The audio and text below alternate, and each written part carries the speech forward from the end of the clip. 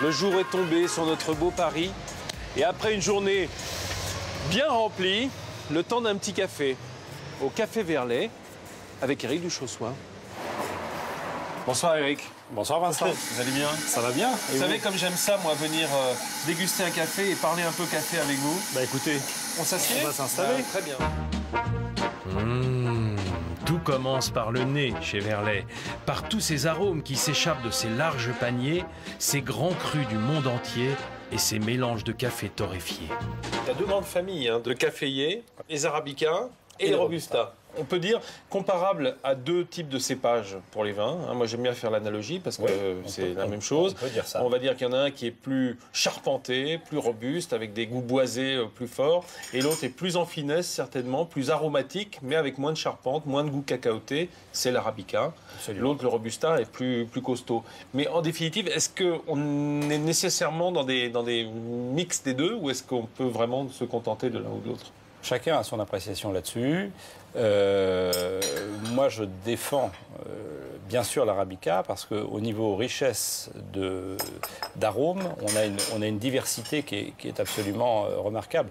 Selon les terroirs, selon les régions, selon les pays, on est dans la richesse du goût. Le Robusta, finalement, qu'on prenne un Robusta d'Afrique ou un Robusta d'Amérique, on aura des goûts relativement semblables. Ça ne va pas être une grande richesse. Parce que souvent, le Robusta en France, et on le voit dans tous les bistrots où vous pouvez aller, la plupart du temps, vous avez un mélange Arabica-Robusta. C'est un café très amer, ça vous brûle quand ça passe ici, ça vous fait mal à l'estomac après. Vous y allez fort, dites donc. C'est la chose horrible. Ah non, je n'y vais pas fort. Mais vous êtes pour des grands crus. Pas vraiment, parce que regardez en Italie, ils arrivent à savoir faire un café, et pourtant, en Italie, le mélange italien, entre guillemets, c'est un café fortement torréfié, avec du Robusta, 5 à 10%. Mais ils ont un savoir-faire qui n'est pas le même qu'en France. Donc le but du jeu, c'est de doser l'amertume, l'acidité, pour que ça soit le moins amer possible, le petit peu acidulé qui va donner tout ce fruit du café, et c'est ça qui est important. Si vous voulez, le torréfacteur que je suis fait corps avec la machine torréfacteur. Et là, il n'y a plus deux personnes, il n'y a plus une machine et un homme, il y a vraiment fusion des deux. Et là, il peut se passer un tremblement de terre à côté. Je vais surveiller mon café pour qu'il soit de la couleur que je veux. Est-ce qu'il vous arrive, très honnêtement, vous qui goûtez vos cafés après, parfois de vous dire « je l'ai un peu cuit celui-là » ou au contraire, j'aurais pu le laisser une minute de plus. Ça m'arrive. Moi, ce que j'aimerais bien, c'est que vous m'emmeniez dans le Saint des Saints voir la machine. On va voir la machine? Oh bah oui, ça me ferait plaisir. Allez. C'est pas loin d'ici? C'est pas loin d'ici, c'est à 10 minutes, même pas 5 minutes à pied. On va marcher au nez alors, je sors dans la rue. Puis on va marcher au nez.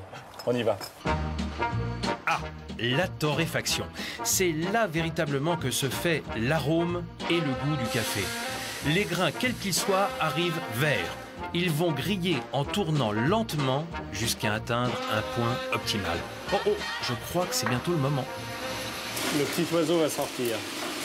Eric, ça fait quoi, une vingtaine de minutes là? Vous l'entendez chanter là? Ça craque, ça chante. Il m'appelle. Tic, tic, tic. Il frappe à la porte. C'est l'expansion du grain qui fait ça, ce bruit? C'est la dilatation. La dilatation. On va le faire sortir là. Alors attention à vos doigts, parce que là il est bon là.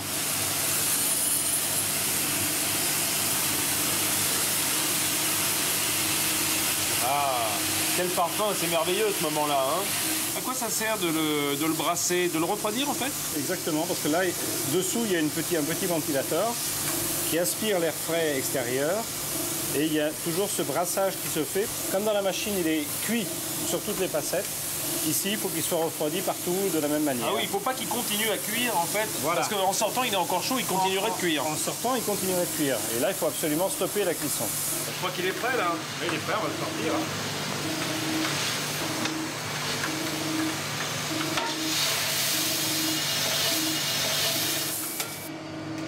Combien il y en a là?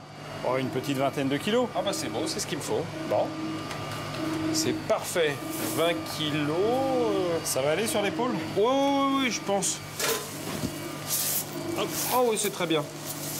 Bon, je vous laisse parce que maintenant il faut que je trouve la tasse pour aller dedans. Ok. Au revoir Vincent. À bientôt Eric, merci.